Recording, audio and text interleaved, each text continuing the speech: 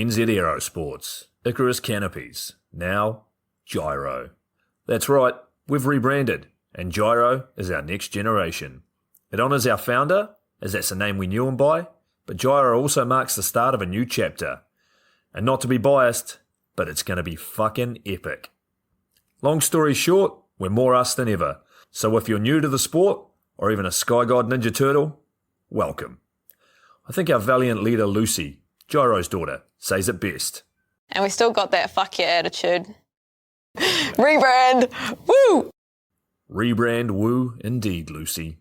Anyway, head over to gyro.com for more info and get amongst you legends. I was 19, broke, unemployed, and sold my girlfriend's canopy for drug money. So I thought I better sew her a new one. What a sentence, and what a story. This describes the humble yet outrageous beginnings of NZ Aerosports, the home of Icarus Canopies, in the words of our founder himself. From getting a paratrooper toy from his mom, watching parachutes at the DZ as a 6-year-old, jumping off the wharf with a parachute made from bed sheets, doing his first jump at 16, sewing his first canopy on a borrowed machine at 19, and starting to sell parachutes out of a garage in 1986, Paul Gyro Martin had an undying love for the sky. Our company started with one man with the wildest of spirits and a true blue sky dream, a renegade. In the time that Gyro created and ran the Icarus Canopies brand until he passed away in 2017, he pushed everything he had to its limits. We miss him, and we always will. Gyro is the next generation of NZ Aerosports. It honors our founder, of course, because it was the name we all knew him by, but Gyro the rebrand also marks the start of a new chapter, our next jump. Gyro is the space between sound and silence, art and science, chaos and calm. Gyro is a state of epic tranquility that transcends understanding. That moment, in the door, in free fall, mid-swoop, where nothing but the present exists. A perfect balance of euphoria and thrill. Gyro captures our passion for flying and our commitment to designing break-the-fucking-rules canopies that deliver pilots pure, wild flight. Hey gang, so I got a new book out. It's called The Upside of Fear, and it's exactly what you think it's about. It's about the good side of, well, getting scared. In it, we talk not only about the science and biology behind fear, but the psychology as well. And it's not just coming from me, it's coming from some of the best in the sport. Omar Alhigelan, Jeff Provenzano, Maxine Tate, and so many more have contributed their sometimes terrifying stories to the book to help you overcome your fear. So head to the lunaticfringepodcast.com. You're going to find the link to the book there, as well as the other books. It's available in ebook, paperback, hardback, and audiobook right now. Coming straight from the cockpit, it's another episode of Lunatic Fringe with the fucking pilot.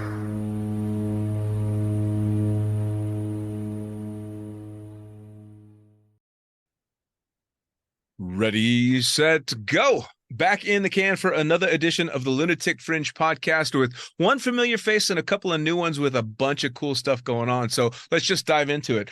Who the fuck are you guys, and what do you do? Hi, Dean. My name is Swati Varshney. I am a skydiver, and I'm one of the 3 candidates chosen to do this Hera Rising mission, which is a skydive from the edge of space. So, yep, just another stratosphere jump. So a little bit about me. You know, my moniker is that I am a skydiver and a scientist. I started skydiving long time ago. I think I started training for my AFF in 2010. How I got into skydiving is that I did a tandem skydive back in 2008, just a bucket list thing for the thrill of it. As soon as I did that, I completely fell in love with the sensation of flying, of being in free fall. And I knew at that moment that I had to do it again. Time was a little limited for me. So, you know, I put skydiving on the back burner a little bit, came back 2 years later, did a tandem, and knew that right then and there I had to sign up to do my AFF. So I started working on my license, trained all summer for it, got my license. My skydiving journey has been this kind of path that I've walked alongside the journey I made with my academic career. So I was in grad school the entire time. I was training for my AFF, as well as my first 6 years in skydiving. So I was learning about skydiving and learning about science and engineering at the same time, and making progress in both areas, as well as working with my university clubs and working on skydiving with my peers. So, after I finished my license, I kept jumping, of course, while I was in school. After I finished school, 6 years later, I really was able to dedicate a lot more time and energy to training and skydiving. And here I am. I mean, it sounds like you just had nothing but spare time to me. So if only. Yeah, right. So specifically, what in science did you study? Yep. So I am a materials engineer. So I got my PhD in materials engineering. And what I studied there was designing flexible body armor based on fish scale biomechanics. So it was this really neat project that blended biology, bio-inspired technology, 3D printing, mechanical engineering, testing, modeling, and simulation, all into one to create fish scale armor. Jeez. I mean, I've had a lot of guests on the show that make me feel slightly inferior, but holy shit.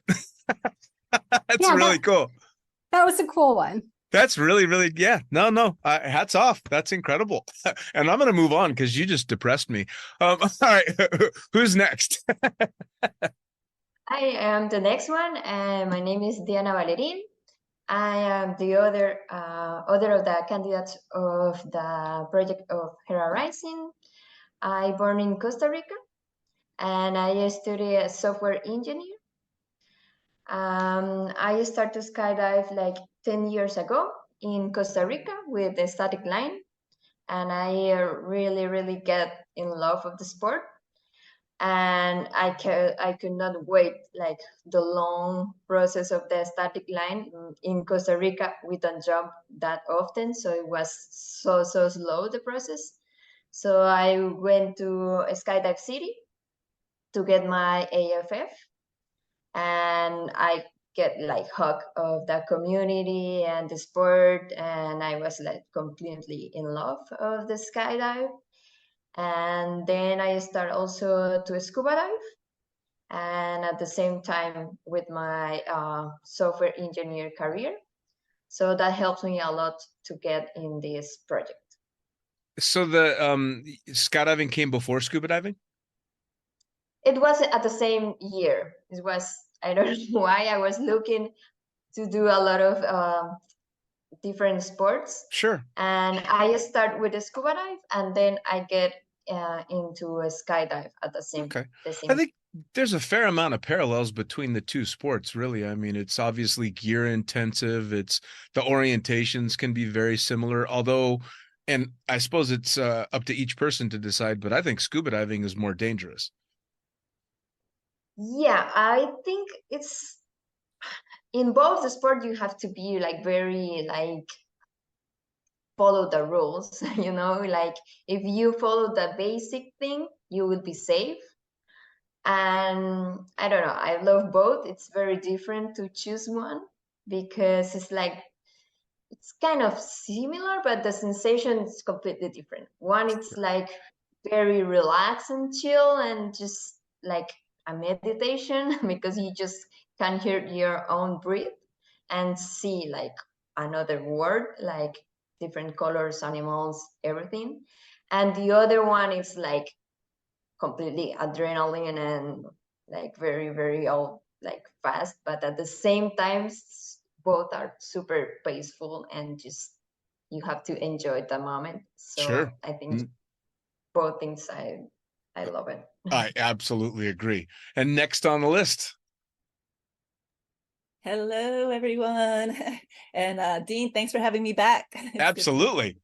And it's good to see you. It's good to see you as well. Been a while. Yeah. So please reintroduce yourself to everybody listening. Yes, my name is Eliana Rodriguez, and I am a professional skydiver. I've been jumping now for 28 years. I can't believe it's been that long.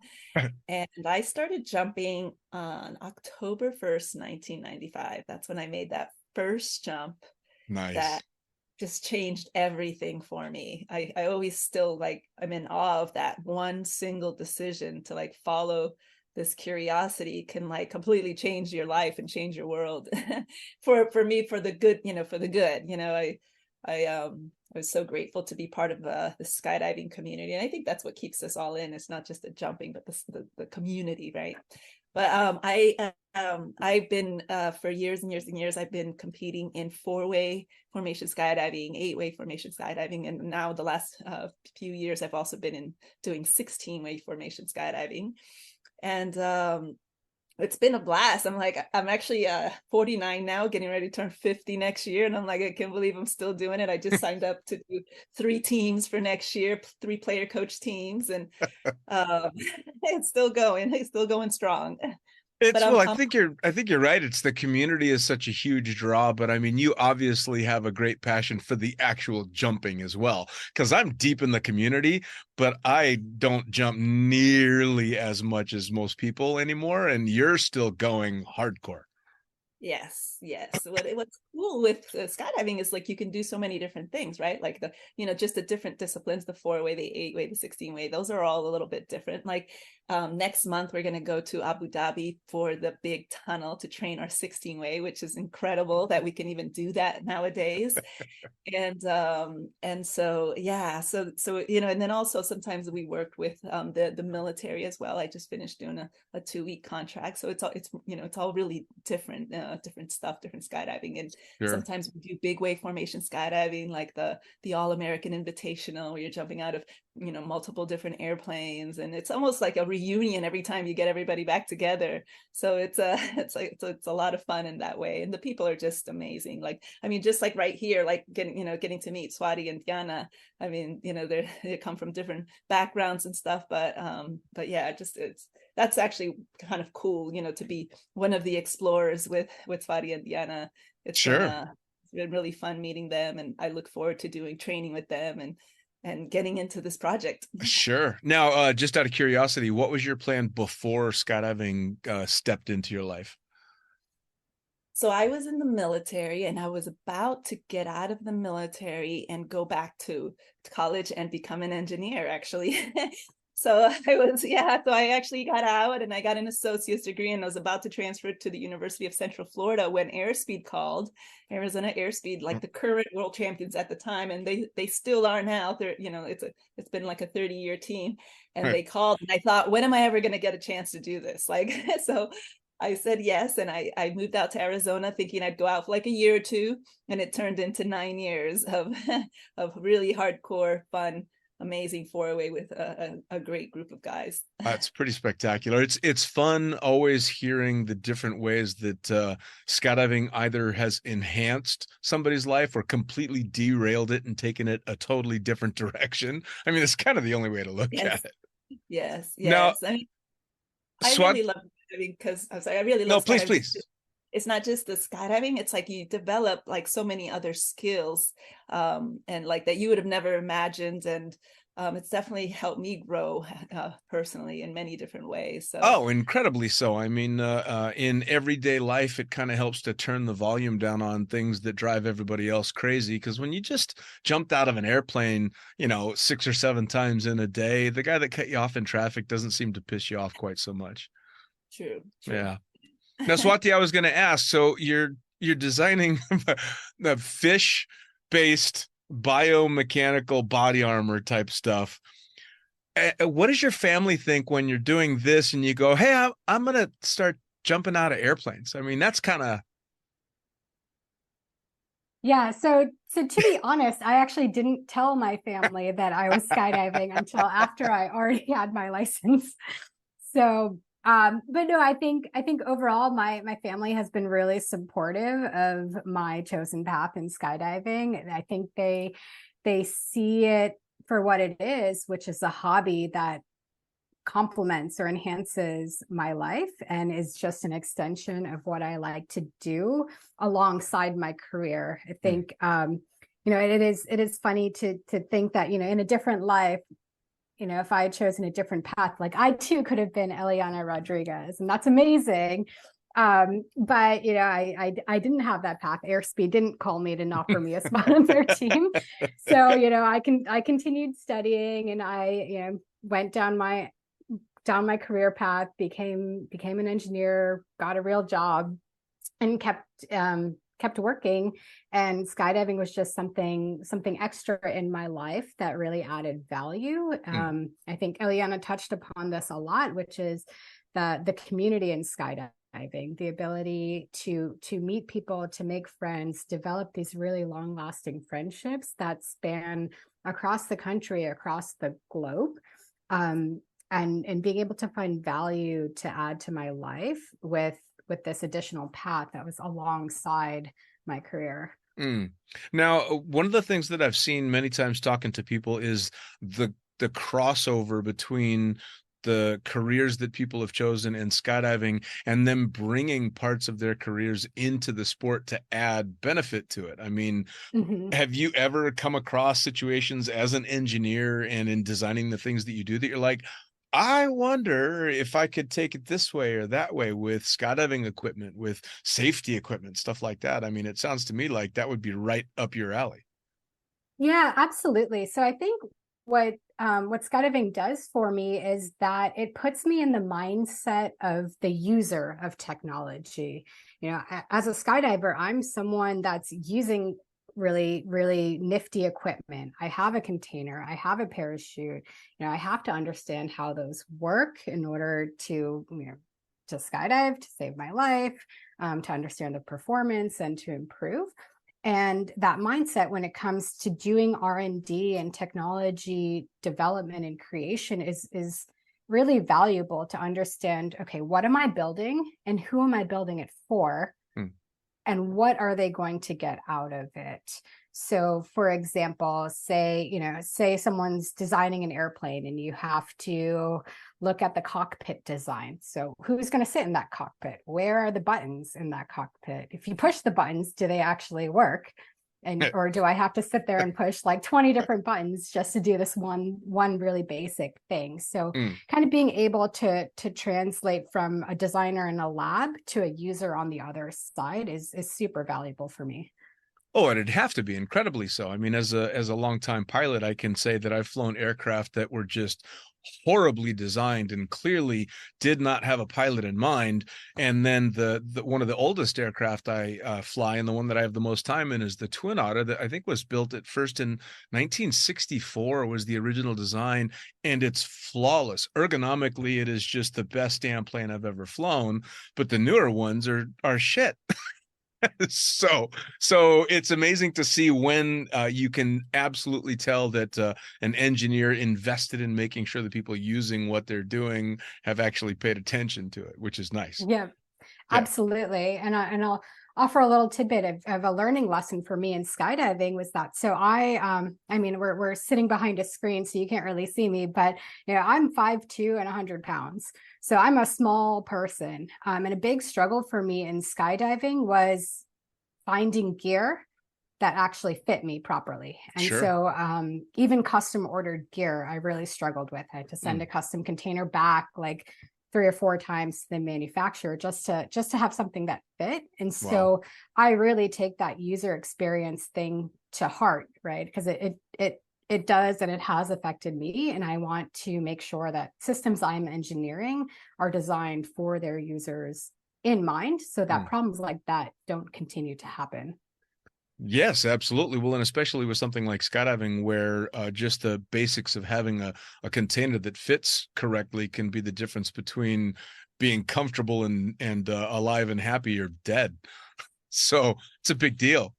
Now, software engineering, we've got an engine with software engineering. I mean, that's basically the same thing in just a different format, right? It's you're making sure that stuff works the way that it's supposed to, so that people like me who have no clue how it works can manage to make it work. Yeah, exactly. Like, it's made me like, well, with the skydive, I think that most valuable thing that they give me was like that confidence. Because maybe it was not my like better skill, but with the skydive, I work a lot on it and make me more confident, and also improve a lot the ability to concentrate and how to react with moments like with stress or with like manage a lot of different situations. And well, with the community also, it's make me like be more social and communicate and try to like express myself and try to understand like what the people needs and what I need and how the thing works. And that like you have to like traduce it in software and in solutions. I think Sure. that software engineer is like try to solve problems, and you need to understand the things before Sure. make a solution. Now, the same question for you that I asked Swati. What did your family think when you started jumping out of airplanes? At the beginning, they were like a little bit nervous, of course. And in Costa Rica, the sport is not very development, Mm, so they have like a lot of questions. But then they start to get like, I try to get like them involved like in the sport, and they always like support me. And a lot of times they travel with me and went to the drop zone, and they know like the community and how everything works.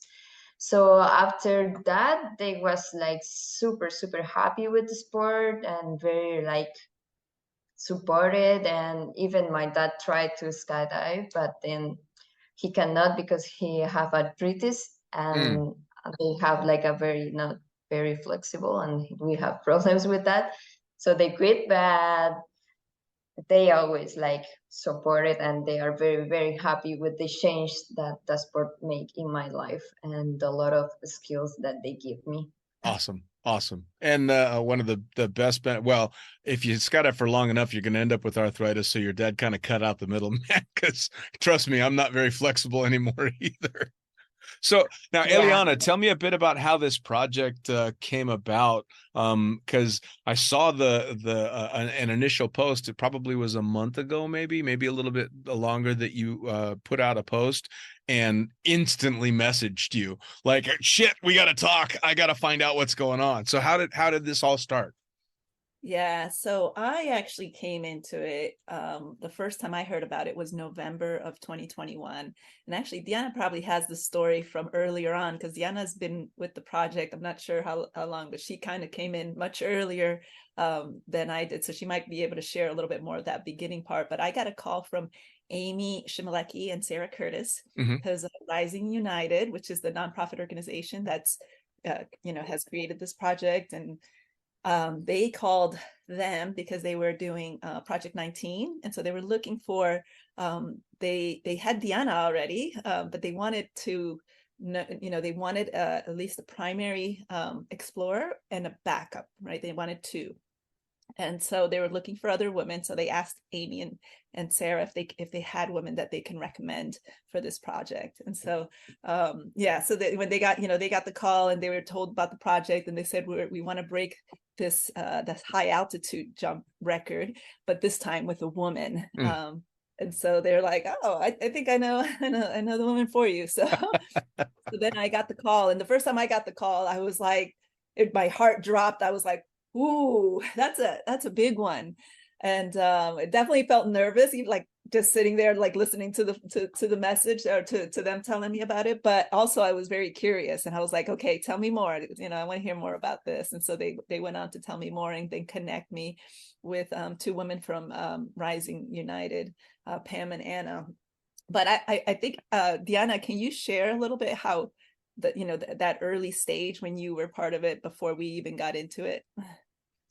Oh, well, I think this was not a lot of much story before, it was not easy like to find girls that like have that combination that they are looking for, because they wanted like a woman with STEM background and skydive. So I started to do it like a very, very strong search. And one like of the started points was Project 19, and we find Eliana and Swati Mm. there. So You know, one of the coolest things about it, and one of my favorite things about the sport, I think Ileana and I started jumping maybe a year after you. So we've both been in it for a while now. I've been getting my ass handed to me in skydiving by women my entire career. Um, Literally, it's just all the way down the line from the very beginning. And so I think even probably the last 5 episodes out of the last 6 or 7 have all been very bold and prominent women in skydiving. And so I never really thought twice one way or the other, but as soon as you say they'd be looking for a woman to do something like this, I can think off the top of my head of at least a dozen that would be just badasses and might not be the right fit, but they'd absolutely be into it. And I think that's absolutely fantastic that it's finally getting to the point where it's being highlighted in a way that I kind of always took for granted, because you guys have just been kicking my ass forever. Yeah, there was definitely more women involved, and then they narrowed it down to the 3 of us. So Sure. one of the cool stories about that was that they we actually went for a test in Houston to try on a spacesuit, which is like incredible, right? Like who What, gets like to NASA? we went to so Paragon, they have acquired a spacesuit company, and so they had just actually moved there, and so we went to their building. And Paragon, a space development corporation, is the company that worked with Alan Eustace to create the life support system. Yeah. And they're working with this Hera Rising project to do the same, which is really good because they've already been through it, right? They've already learned a lot in the process. But this time they have their own spacesuit company, and so we went there to try it on, and just to try it on like pressurized and everything. So that's when I met Swati. I don't think I'd met you before. And then Diana I actually had jumped with Diana in Costa Rica for one of the boogies. But and they were like looking just for 2. So after this test, one of us was going to be out, but we were all so supportive of each other, like you know, seems like kind of a normal thing, right? You know, we all got along really well, and they really loved seeing that. And they were like, you know what, we really like that really touched us, how supportive they were.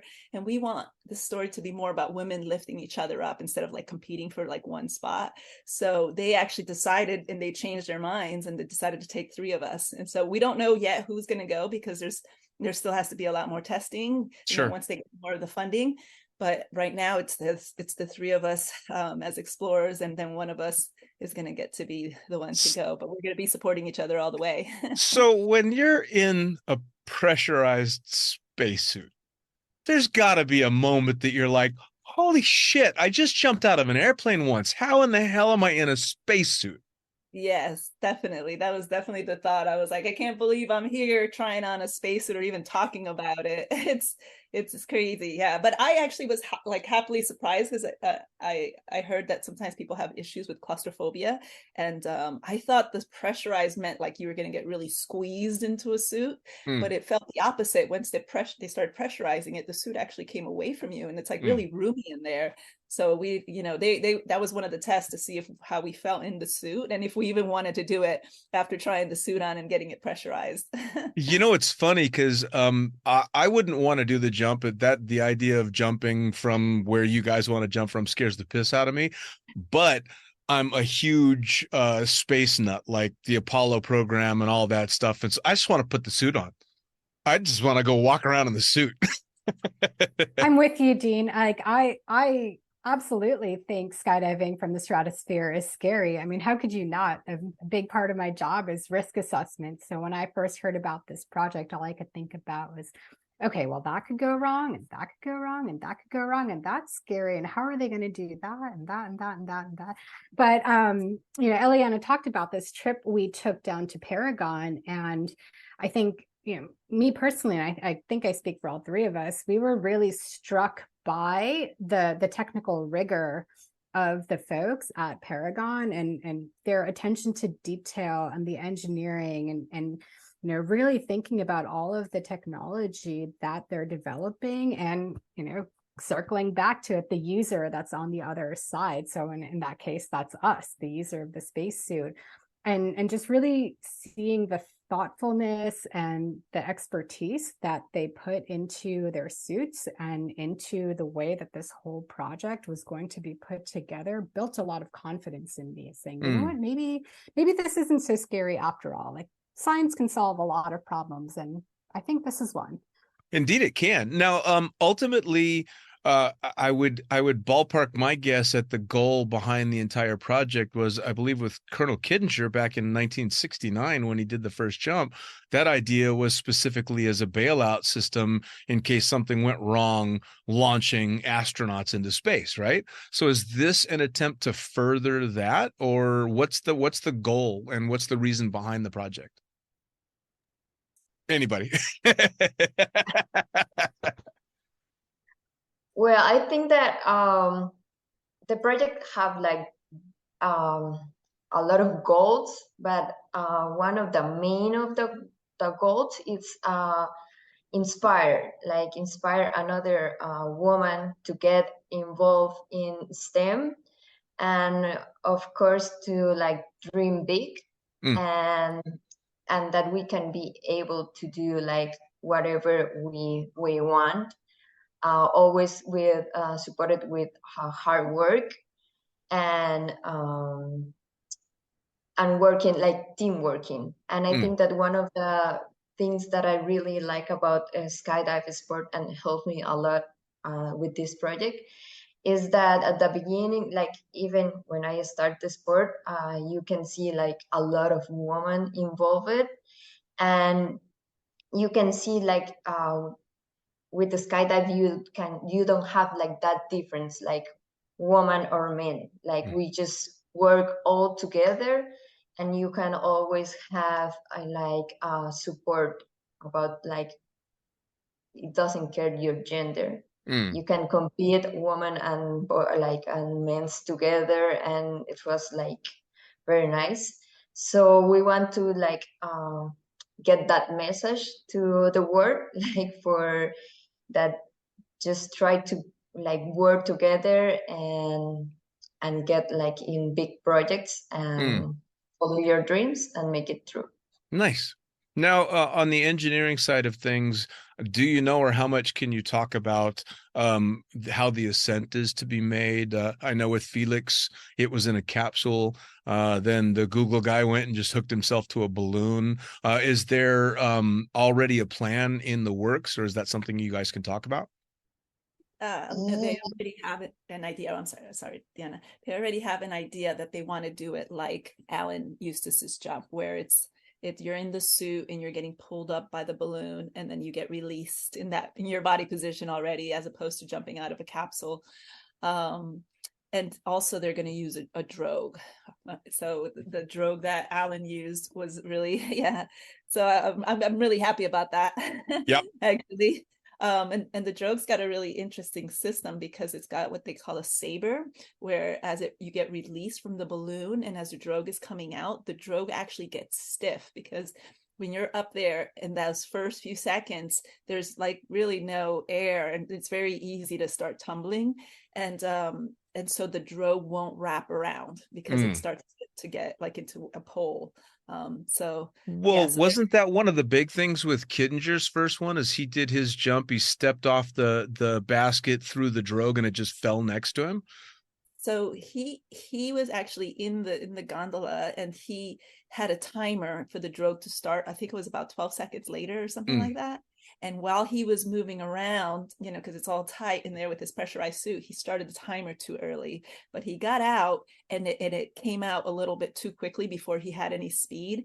And so it wrapped around his neck. And fortunately, he was, because he had a pressurized suit, it didn't choke him, but it put him into a very violent spin, which I think he passed out and woke up under his reserve. Yeah, so I mean, well, and Yeah. then with Felix did his jump, and of course had an issue with the spin for a portion of the jump. And one of the things that impressed me the most about Alan's jump was there was no publicity about it before it happened. Nobody knew. It was just all of a sudden, yeah, that record that Felix set, yeah, that's not a record anymore. And then the documentary came out about it, and I believe that was Paragon Suits, yes? Yeah, that one of the things that give us a lot of confidence is that it's the same company, Paragon. It was the one that designed and get all the Alan project. So that It was was like a it was very it was amazing. So another cool thing that's happening now is that Paragon and NASA have gotten a lot of funding to develop the next spacesuit for astronauts, because one of the issues they've had is that the suits right now that they have are old technology from like the 60s. They've just done some modifications, but they had some women that were going to walk on the moon, and they weren't able to, not because they weren't qualified, but because the suit didn't fit them. Yep. So now with Paragon is working on the suit. So I feel like, by them working on the suit for the astronauts and for us, it's gonna help kind of push that, the technology and the engineering and all that, to have better spacesuits for women. Sure. Mm-hmm. Well, I had seen something along the lines of that NASA was down to an incredibly small number of usable suits, that they just don't have them anymore. They're not making the stuff that they need to repair them, and that they had to develop these new suits. But what a cool way and cool motivation to do that. And Swati, as an engineer, you must just be eating this up. This is amazing.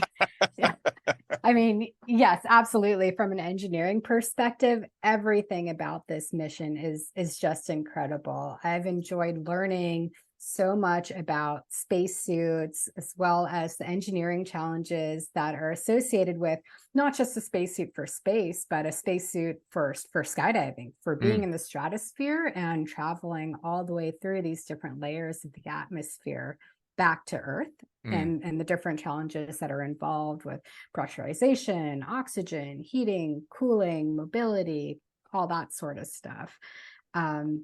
So yes, absolutely. And I think like one of my dreams with this project is that I'm so excited to fly a spacesuit in the wind tunnel. Like I can't wait for that day. It's got to be just, I mean, the prospect of all the different cool things on the way has just got to be so exciting. Absolutely. Now, what's the time frame? I mean, I know this is still in the early stages and stuff, but are there ballpark numbers for when the project is going to be getting to full steam?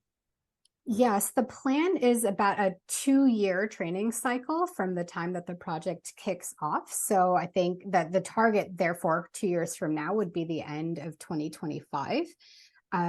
And then there's a whole lot of different steps that are involved in the training process. So a lot of these things will be done in parallel. So one, for example, is the spacesuit design and development. One thing we learned at the trip we took to try on the spacesuits is that the spacesuit needs to be redesigned for any one of us.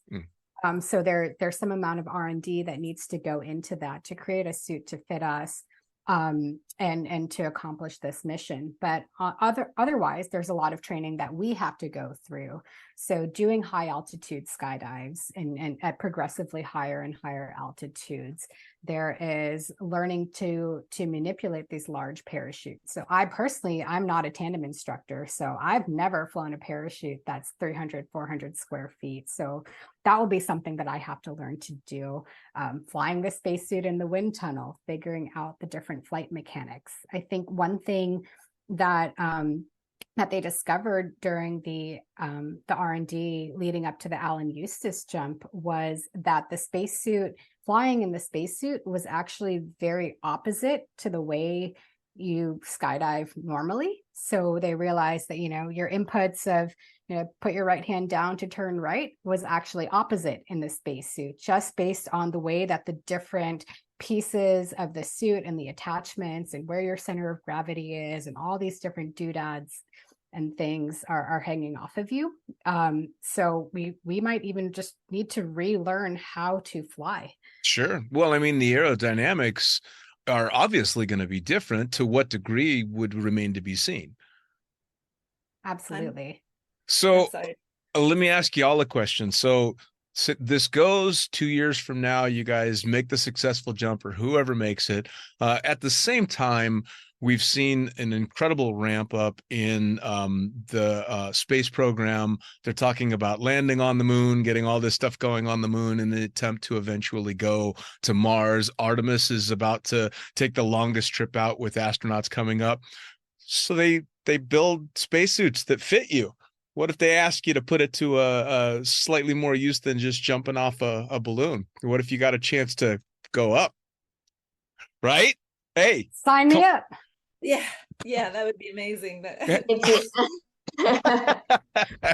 We will have a little bit of the training, so maybe they can save money of that, and I mean, that just logically near. That just logically jumps into my mind. You're going to have people that are trained specifically more than most other human beings on the planet in the uses of and comfort in a spacesuit, and software engineers and designers. And I mean, come on, who knows? Yeah, that's what's cool about skydiving, right? Like you go and make a jump, you just don't know what it's going to bring. Once like you're going down that road, what doors open, what opportunities come up. It's just like, yeah, this, and I've said this a couple of times, that this feels like, when I made my first jump, that I had no idea of the world of possibilities that were out there. And right. Just by like taking that step, and now like taking this step to be part of this project, we just don't know what the future holds. You never do, especially because of this sport. I mean, last week I was standing in Kenya being licked by a giraffe. I didn't see that coming. I mean, so you never know what's coming next. So how involved now as it's starting? Is it just going to be progressive for you guys, or are you already into it? How fast is this coming at you now?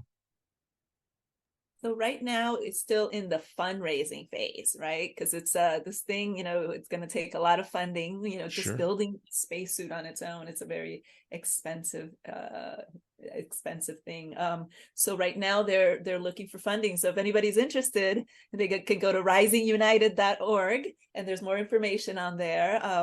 But we're in the fundraising phase of this project, because it's not just a fundraising phase to go up to make this jump. It's not just this is not about just a single jump. It's about creating like a curriculum around STEM, so that not only kids that have TVs and electricity can see, but also underprivileged kids can be part of it, and they can be inspired as well.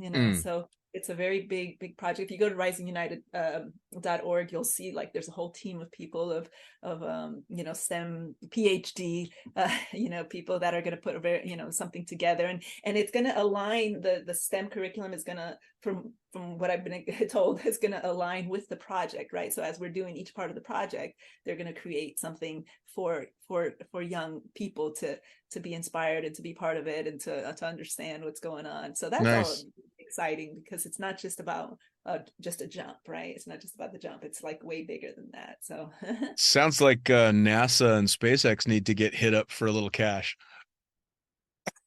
Yeah. I agree.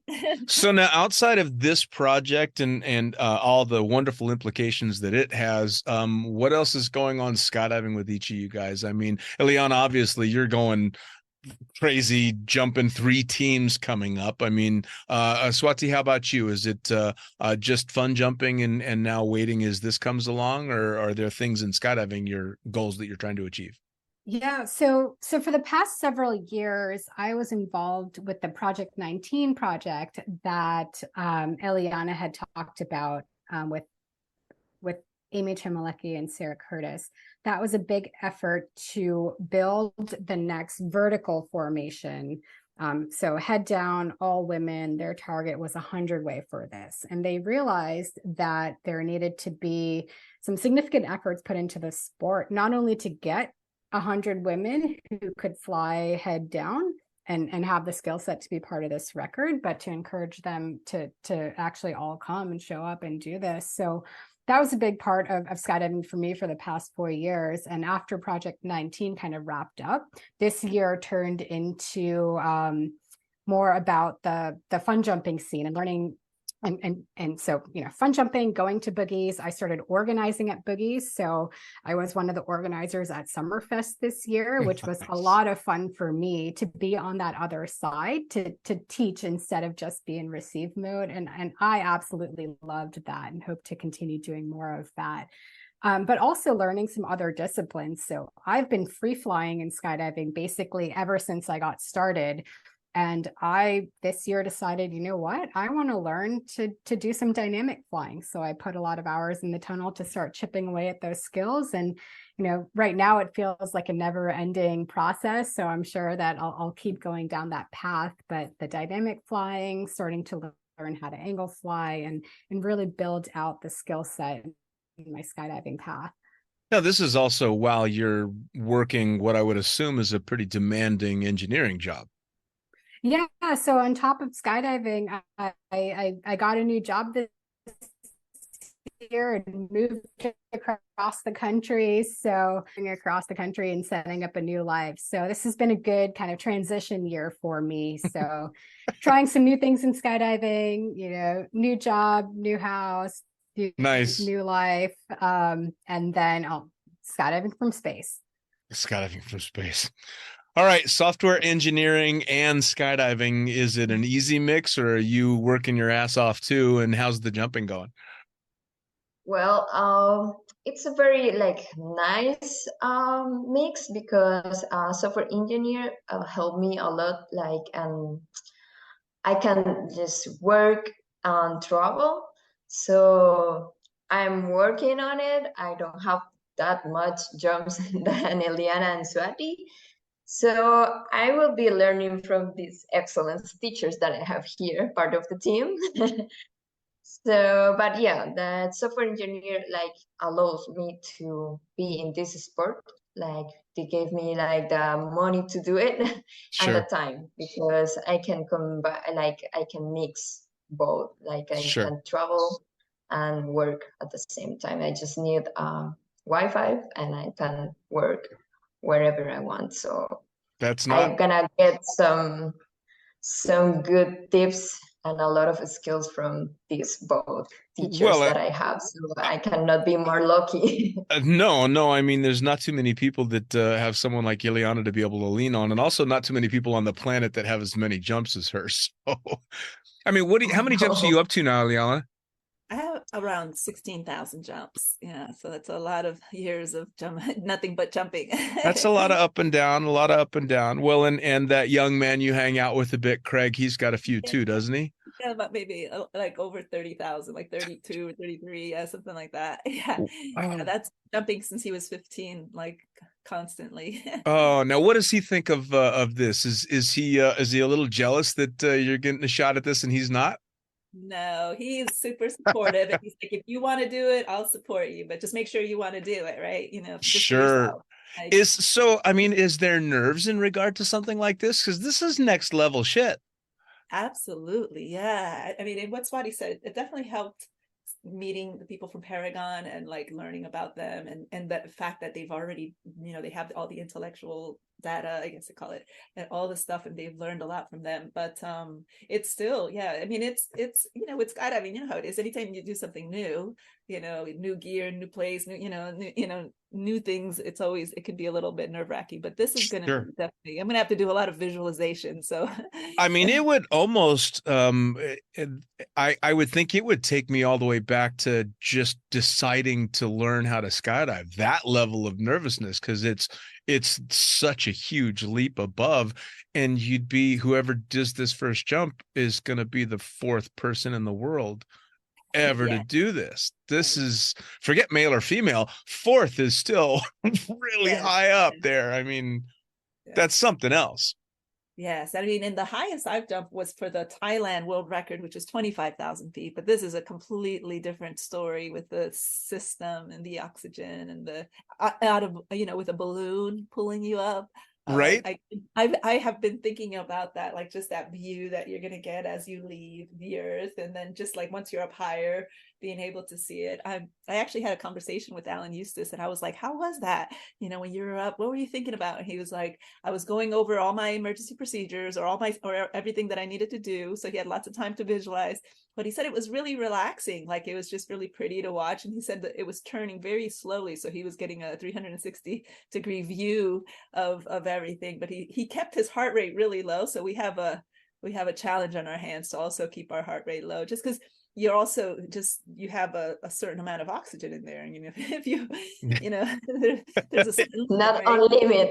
Yeah. I mean, you would have to be very good at just keeping yourself very relaxed and very in the moment. But that's a huge benefit to already being skydivers is, I mean, we've all had to learn to deal with a certain level of anxiety and fear just to get through the day. So especially with the kind of planning that would go into it. Now, what's the proposed ascent time? I mean, I think Alan's was what, 25 or 30 minutes to altitude? No. Or was it That's a longer? climb. Yeah, it's a climb. I think, Swati, do you know? I think it was 2 hours Oh, and was it? Yeah, I Holy want to shit. say on the order of 2 to 4 Yeah. hours. Yeah. Wow. Now, what's the altitude that's been discussed? What are you shooting for? 139.5 in feet. I have it here somewhere. 139,500 feet, and then in meters, it's like 42,519 meters. That's just crazy. I I think I'd have the irrational fear that I'd cut away the balloon and just get stuck there. You know Shit, what? we went too high. I was thinking that, like, when we went to Paragon, I was like, what if you can't cut away or something, right? You get these thoughts, of course, these, and Ronald Chang Diaz, who was actually one of the guys who started this idea, he was saying, there's still gravity up there, there's still, even though there's like, it's less, right? But it's still at some point it's gonna, start going down. But do you know that the balloon, as it goes up, the balloon Alan was using, it got to the size of a football field. Yeah, because it's helium balloon, and as it goes up, it starts to grow. So yeah. Well, and any jumpers that have done a jump with a raft or something like that know that you have to slowly let that air out because it's going to continue to expand on the way up, and then you're going to land with a floppy raft. But yeah, so I can only imagine the amount of gas that it would take to get you that high. That's pretty incredible. Yeah, because it's almost like that's the stratosphere, and I think the stratosphere goes to like 150,000, and then it goes into another level, another layer, the mesosphere. Oof. Yeah, no, I'm gonna watch. I'm gonna watch. So as we get towards the end, I want information on how people can not only talk to you guys in person about this stuff and get more information from you, but for any logo organizing, team stuff, jumping, in the same order, how do people find you on social media? How do they find out about the project? Yeah, so to find out about the project, go to risingunitedorg. You'll find information about kind of what the whole project is, more information about us as individuals coming to the project, and the entire team that's involved, like the spacesuit team, the platform team, all of the STEM education, and basically everything that's involved with this whole project. So you can find out about it there at risingunitedorg. You can also donate to this project. As Eliana said, we're still in the fundraising phase, so any amount helps to help us accomplish this mission and get us off the ground. For me personally, I'm most active on Instagram. My handle is more altitude, so that's more _ altitude. So you can find me there and get in touch with me. I'm always happy to talk more about this project, about science, about skydiving, about all the things that go into being just like a person who likes doing cool stuff in the world. and really look forward to connecting with the broader audience about everything that's going on here and what we're hoping to accomplish. Very cool. Very cool. Next up. Well, for me, I think that Swati explains and give you the information of the project. So my personal Instagram is Diana Valerin, super easy. I will be very open to answer questions about the project or about engineer. Very, very cool. Now, Eliana, how do they follow all the crazy amount of jumping you're going to be doing, as well as everything else that you've got going on? So if they're at Skydive Arizona, you might see me at Skydive Arizona running around on back-to-back jumps, with my teams in the heat. But so that's my base, Skydive Arizona. But I'm on Facebook, Eliana Rodriguez, and I am on. Actually, I started the Instagram when I got on Highlight, and I've been terrible about posting on it. So I got to get better at that. I haven't quite gotten into that, so that's coming. But or you can reach me at Eliana Rodriguez Coaching at gmail.com. So fantastic. Guys, I cannot tell you how cool it's been. I could sit and ask questions for days about this. I remember seeing both of the projects that have already been done, and of course, knowing about Kiddinger from, the guy was a rock star, especially considering he did it in '69, and just everything that's going on, and the project itself and the drive behind it is absolutely incredible. I could keep going for days and days, but we're not going to do that. I just want to thank you so much all for taking the time. I can't wait to see how it goes, and I can't wait to see what comes next. Thank you, Dean. Thanks for having us. Absolutely. Yeah, Dean, Thank you very so much. Take care. Bye-bye. Bye. Well, there you have it. Another episode of the Lunatic Fringe podcast, brought to you as always by, well, wait, not as always, actually. Brought to you now by Gyro. Formerly known as NZ Aerosports, you'll head to gyro.com for their next level line of canopies. By Pussfoot, the extreme sports collective. Head over to pussfoot.com to check it out. By Summit Parachute Systems, check out summitparachutesystems.com to talk to Jarrett Martin and the gang about kick-ass pilot rigs, rigging courses, and more. By Flyaway Indoor Skydiving, go to flyawaytn.com and check out all the cutting-edge stuff to come. By Pure Spectrum CBD, head to purespectrumcbd.com to check out their wide range of CBD products. And as for us, head to the lunaticfringepodcast.com to listen to any of the hundreds of episodes currently available, hit the link for our YouTube channel, pick up your copy of the Lunatic Fringe book or The Accidental Stripper, and get a sneak peek at upcoming guests. Once again, thanks for listening. We'll see you next time.